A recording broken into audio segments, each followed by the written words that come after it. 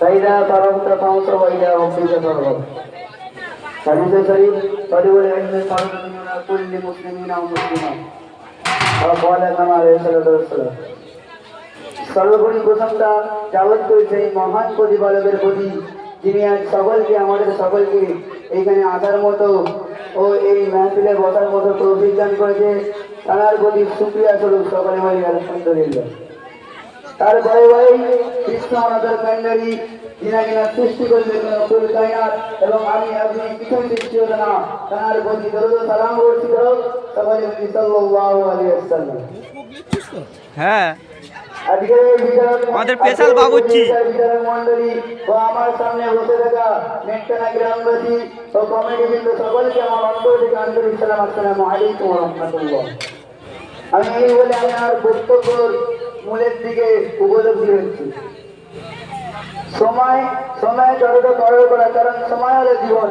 আর যে ব্যক্তি নিজের জীবনকে ভালোবাসবে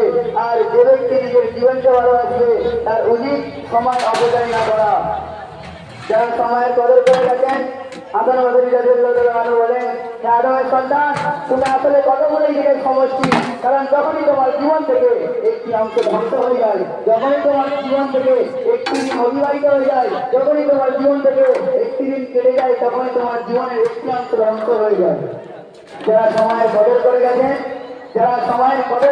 তাদের মধ্যে একজন হলো আব্দুল্লাহ বিন মাসউদ রাদিয়াল্লাহু তাআলা আনহু।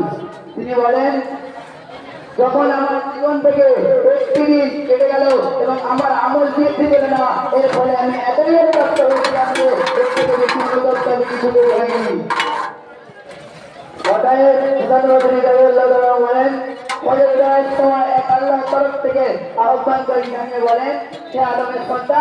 আমি তোমার আমলের সাক্ষী, তুমি আমার নিকট থেকে সংগ্রহ করে নাও, কারণ যেহেতু আমি কিয়ামত পর্যন্ত আর ফিরে আসবো না।